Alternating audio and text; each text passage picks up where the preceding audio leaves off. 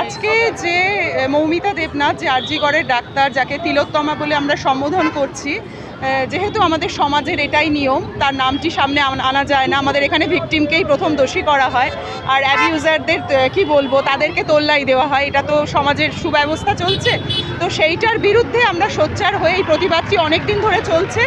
এত কিছু নাটকীয়তা, এত কিছু জানি না, একটা জিনিসই জানি, এখানে কোনো দলের হয়ে, কোনো কিছুর হয়ে, পলিটিক্সের থেকে, কোনো কিছুর থেকে আমরা সোচ্চার হইনি। অ্যাজ এ মানবিক ধর্ম হিসেবে মনে হয়েছে এটার সঙ্গে থাকা উচিত, তাই এখানে আসা।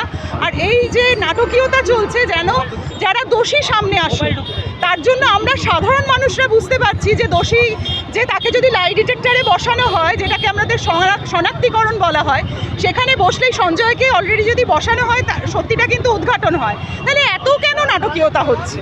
সত্যিটা অন্তত 50% সত্যিও যদি সামনে আসে, তাহলে দোষীরা শাস্তি পায় অ্যাটলিস্ট।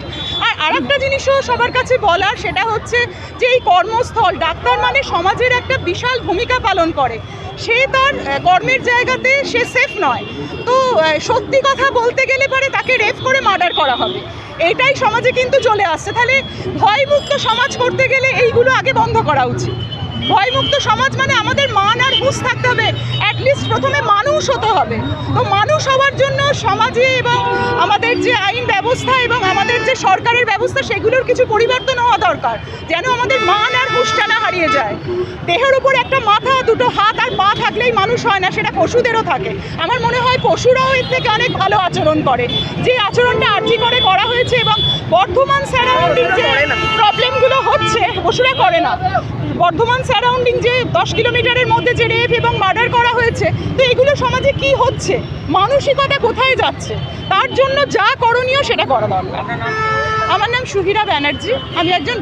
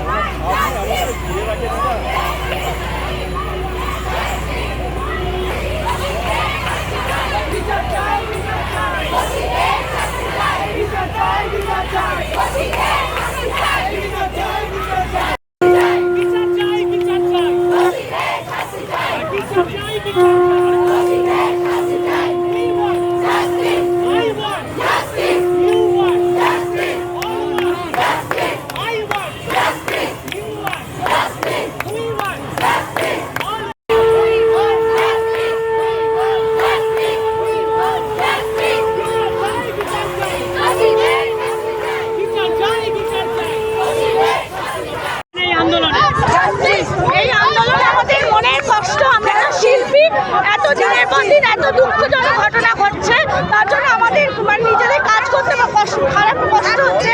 আগামী প্রজন্মকে আমরা দিতে চাই একটা সুন্দর সমাজ, তার জন্য এইভাবে ভয়যুক্ত সমাজ হলে কিন্তু আমরা বাঁচতে পারবো না। তাই সমাজের প্রত্যেকটা মানুষকে সচেতন হতে হবে। এই জন্য আমরা সবাই মানবতার জন্য লড়াই করছি, আর এটা আমরা একটা ভয়মুক্ত সমাজ পাই। আমরা সেটা জানি না, আমরা নিজেরা চাইছি মানুষের মধ্যে, আমরা যা চাইছি দোষীদের শাস্তি, দোষীদের।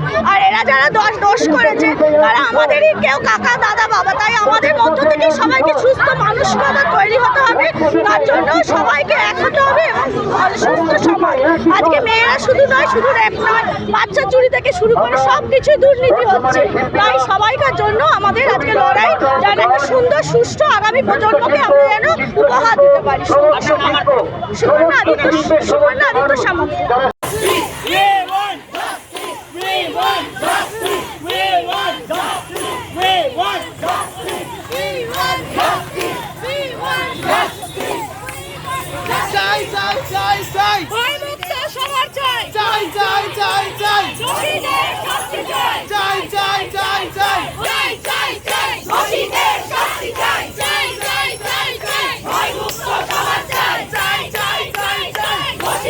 শাস্তি চাই।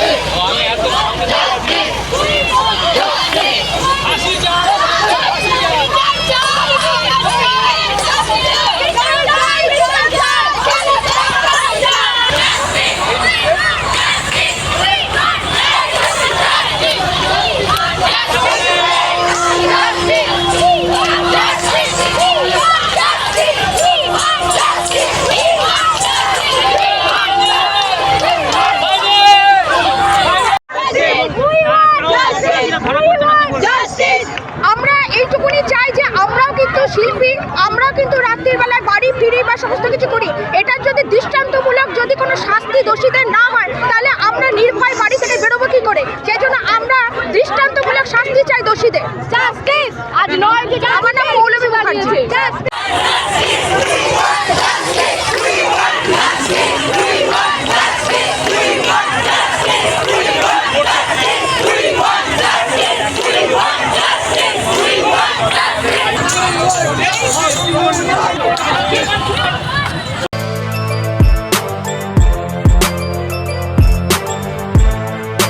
এখন অনেক বড় শ্রী লেদার্স হাওড়া ময়দান।